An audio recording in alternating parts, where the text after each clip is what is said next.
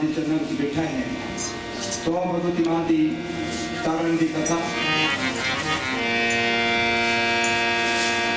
चोलिया वाली तेरी रैन जागू मैं, पहाड़ा वाली तेरी रैन जागू मैं, लागे पिंडियां जागी माई बालिका, लागे पिंडियां जागी माई बालिका, चोलिया वाली तेरी रैन जागू मैं, पहाड़ा वाली तेरी रैन जागू मैं, तेरे पैरी तेरा करम आँख मेरा, करम आँख मेरा, तो माई कुछ परिकार, पहाड़ा वाली रैन जागू मैं, चोलिया वाली तेरी रैन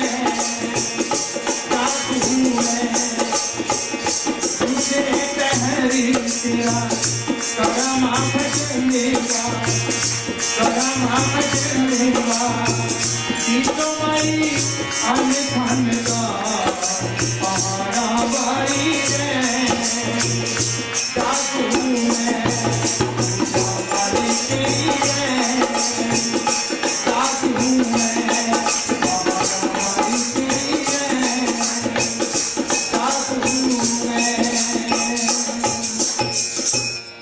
पहाड़ा वाली मैं तेरी सारी सारी रैन जागूंगी। किस वक्त? जिस वक्त इंसान गर्भ अवस्था दे विच पुट्ठा लटक रहा है और भगवती मां के चरणों में विनती करता है कि मां अगर तू मैनू इस संसार के विच भेजेगी तो मैं चौथों पैर तेरा नाम सिमरन करांगा। पहले पहर तेरा करा मां भजनवा, तीजो माई शक्ति का दान। क्या मां तेरे खजाने में किसी गल की त्रुटि ना होवे, मैं दसा नौवां दी किरत करके तेरा नाम सिमरन करांगा अगर तू मैनू इस संसार में भेजेगी। दूसरे पहर तेरा करा मां भजनवा, तीजो माई अन्न धन दान। क्या मां तेरे खजाने में किसी गल की त्रुटि ना होवे, मैं अपने परिवार समेत दसा नौवां दी किरत करके तेरा नाम सिमरन करांगा, तू मैनू इस संसार में भेजेगी। तीसरे पहर तेरा करा मां भजनवा, तीजो माई मुक्ति का दान। कि जिस वक्त मेरा अंत समा आवे उस वक्त मैं तेरे चरणों के विच तेरा नाम सिमरन करता राजा।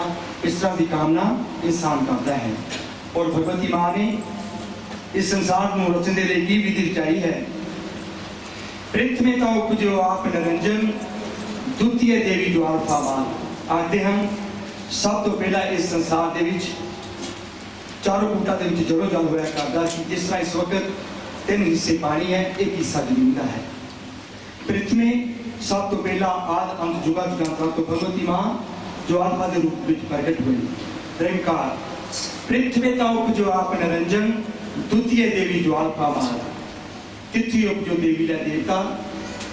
भगवती मां ने इस संसार को रचने के लिए की विधि चाहिए। सब तो पहला विष्णु जी महाराज को प्रकट किया। विष्णु जी महाराज शक्ति के हाथ जोड़ के खड़े हैं कि शक्ति मेरे लिए की हुक्म है, मैंने क्यों याद किया है। ऐ विष्णु इस संसार को रचना है तेरी कुल की विधि है। विष्णु जी महाराज ने इनकार कर दिता कि शक्ति मैनू अपने वजूद का पता नहीं, मेरी की हस्ती है, मैं किस तरह संसार को रच सकता हूँ। तत्शक्ति ने उंगली फेरी किया भस्म लाई ना तेरी। विष्णु जी महाराज भस्म कर देते। द्वितीय ब्रह्मा जी महाराज प्रकट किए और ब्रह्मा जी ने आख्या कि ब्रह्मा तू इस संसार को रच सकता है। इनकार कर दिता, भस्म कर देते। भोलेनाथ जी ने प्रकट किया कि शंकर इस संसार को रचना है तेरे कुल की विधि है। तब भोलेनाथ जी शक्ति को आख्या की शक्ति एक उपाय है, अगर तुम मैनू तीसरा नेत्र बख्शो तो मैं देख सकता कि इस संसार को किस तरह रचा जा सकता है। तथा सुआग दिता। शंकर भगवान जी ने मस्तक के तीसरा नेत्र बख्शा। देख रहे हम कि इस संसार को किस तरह रचा जा सकता है। कि शक्ति मेरे तो पहला जो तुसी देवी देवता पसंद किए हम उन्होंने फिर तो सजीत करो और तुसी अपने इस रूप के विचों अपनी शक्ति के नाल सानू ग्रहण करो ताकि इस संसार को चलाया जा सके। तथा सुहाग दिता। ब्रह्मा विष्णु मेश प्रकट कर दिते। मां सरस्वती के रूप के ब्रह्मा जी ने ग्रहण कर दिता। मां लक्ष्मी के रूप के ब्रह्मा जी ने ग्रहण किया। मां सरस्वती के रूप के विष्णु भगवान जी ने ग्रहण करके और मां पार्वती के रूप के शंकर भगवान जी ने शक्ति को ग्रहण करके इस संसार की रचना करनी शुरू कर दी थी। प्रथमे तो उपजो आप निरंजन, द्वितीय देवी द्वारका मात, तिथि उपजो देवी ला देवता, चौथे सकल संसार। एक कलयुगी जी संसार के भेजने शुरू कर देते। काम, क्रोध, लोभ, मोह, अहंकार, पांच तत्व इन्हां कलयुगी जीवां दे विच भरे, जो कि अपने मोह माया के जाल दे विच फस के अपने जीवन को चला रहे हैं। पंजवीं उपजो पांचल है पांडवा, छठे नारद जी महाराज। इन्हां कलयुगी जीवां का दुख दर्द और इन्हों सच्चे मार्ग से चलने का रास्ता दसते हैं। भगवती मां की आराधना उन्होंने महापुरुषों ने सुंदर गुरबाणी के लिखी है कि एका माई जग सच्चाई तीन चेले परवान। कौन? श्री ब्रह्मा विष्णु महेश। एक संसारी, एक भंडारी, कलाए दीवान, जित सुभावे तवे चलावे, दिव होवे फरमान। देखे नजर ना आवे बहुत आए वडान, आदेश किसे आदेश, आद अनिल अनाद अनहद, युग युग एको बीस। युगा युगांतरा तो आद अंत भगवती मां की आराधना उन्होंने ऋषियों मुनिया ने, उन्होंने महापुरुषों ने की है। छठे नारद जी महाराज इन्होंने कलयुगी जीवां का दुख दर्द जाके देवी देवता की कचहरी दसते हैं, सच्चे मार्ग से चलने वाला दस्ता दसते हैं। सतवें युग जो सत की सत्या, चेतन सत्या, दसा नोमा की किरत करने वाली सत्या इन्होंने कलयुगी जीवां भरी।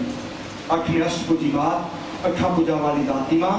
आखते हैं जिस वक्त साधु द्वापर के राक्षस लोग उन्होंने देवी देवता का हवन और यज्ञ पृष्ठ करया करते सन, उस वक्त देवी देवता ने भगवती मां को याद किया कि मां इन्हां पापियां का श्रृंगार करो। तो भगवती मां ने अठा पूजा के शास्त्र पढ़ के उन्होंने पापियां का श्रृंगार किया। नौवें युग जो नौवें नाथ आते हैं। इस संसार के नौ नाथ 84 सिद्ध 52 भी प्रकट हुए हैं, जो कि समय समय अनुसार अपनी जीवन यात्रा पूरी करके अमर हुए हैं और कलयुगी जीवां सच्चे मार्ग से चलने का रास्ता दस के गए हैं। 10वें उपजो 10 अवतार 10वां गुरुआ की ज्योतिर जो। 11वें उपजो 11 अधर, श्री शंकर भगवान जी के 11 अधर। 12वें 12 मास, कलयुगी जीवां लिए 12 महीने बन गए। 13वें उपजो 13 तनवा।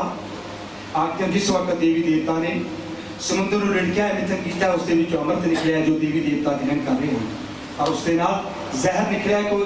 कोई भी देवी देवता उसको ग्रहण करने तैयार नहीं है। उस वक्त शंकर भगवान जी ने वो जहर का प्याला अपने कंठ में धारण किया है। इस करके भोलेनाथ जी नील कंठ के नाल भगतन समझते हैं। 13वें उपजो 13 धनवा। 14वें विद्या नादान श्री रामचंद्र जी महाराज 14 कला संपूर्ण। 15वें उपजो 15 तिथियां, जो कि असीं वड्डियां वडेरियां के साधन के रूप में अपने मनाने हैं। 16 कला संपूर्ण आप भगवती मां 16 कला संपूर्ण है। बोलो जय माता दी। अति रात का वक्त है।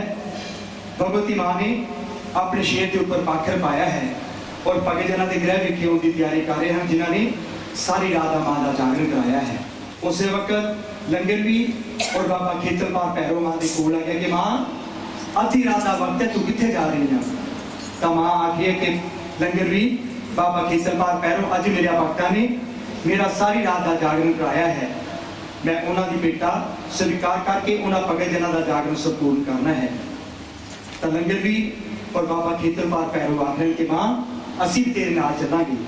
वो देखांगे कौन भगत जना हैं जिन्होंने तेरा सारी रात का जागरण कराया है।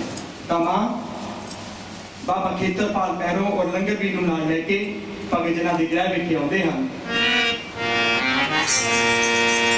स्वामी साहब ने सिंह सजाया, शेर बनाया, मैं बारे जाना कहाँ चलिए आगे आती प्रिया मेरी, कहाँ चलिए आती आती तो तुम्हें मारे जाएगा मेरे नानी जब मेरे साया मम्मी कराया, मैं बारे जाना कहाँ चलिए आगे आती प्रिया चलिए आती आती तो तुम्हें मारे जाएगा मेरे दिल तेरा अचारे करेगा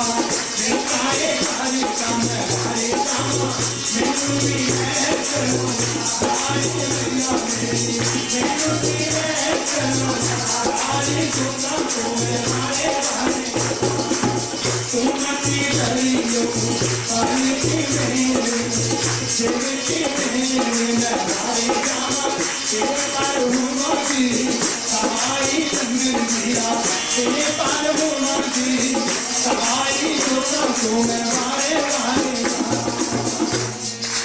तुम मत डरियो बालक मेरे, तेरे पार होवागी सहाय लंगर वीरा। भगवती मां जागरण विच पहुंची है और पाके जनरल आख्या के भक्ता लिया तू मेरा सारी रात का जागरण रचाया है, मेरी की बेटा लेके आया हाँ। ताकि परिवार मां के चरणों में बैठा है। आखते हैं भगवती मां किन्ना चीज़ों के नाल रिश्ती है कि मां तुसी भेटा ले लो सारी जी, तुसी भेटा ले लो सारी। जो कोई कृष्ण के मंदिर जावे तुलसी पात्र भेंट चढ़ावे। अगर कोई भगजन सच्ची श्रद्धा के नाल कृष्ण भगवान जी के मंदिर जाता है, एक तुलसी के पत्ते लैके सच्ची श्रद्धा के नाल कृष्ण भगवान जी के चरणों में चढ़ाता है, तब कृष्ण भगवान जी खुश होके वरदान दे देंगे हैं। जो कोई शंकर के मंदिर जावे बिल पत्ते की भेंट चढ़ावे, एक अख के पत्ते अगर असी उसको तोड़ के भोलेनाथ जी के चरणों में चढ़ा दी तो खुश हो जाते हैं, वरदान दे देंगे हैं। जो कोई भगवती मां के मंदिर आवे तजा नारियल पान सुपारी, मां इन चीजों की प्यारी जी तुसी बेटा ले लो सारी। मां तुसी बेटा ले लो सारी। आते हैं भगवती मां ने बिल्कुल सरल बेटा कालजुगी जीवा के लिए बनाई है। आते हैं जो सच्ची श्रद्धा के नाल तजा नारियल पान सुपारी दी बेटा मां के चरणों में चढ़ाता है, उसको उतना ही पुण्य मिलता है जो सच जो द्वापर और त्रेता के पगे जनों मिला करता सी। इस वक्त ये परिवार मां के चरणों में बैठा और भगवती मां इन्होंने पगे जानों को पूछा कि भक्ता तू मेरा सारी रात का जागरण बचाया है, ने मेरी की बेटा लेके आए हाँ। ये परिवार भगवती मां ने तो जो कुछ तुसी सानू बख्शा है थोड़े चरणों के विच हाजिर है। हास हास पुछदी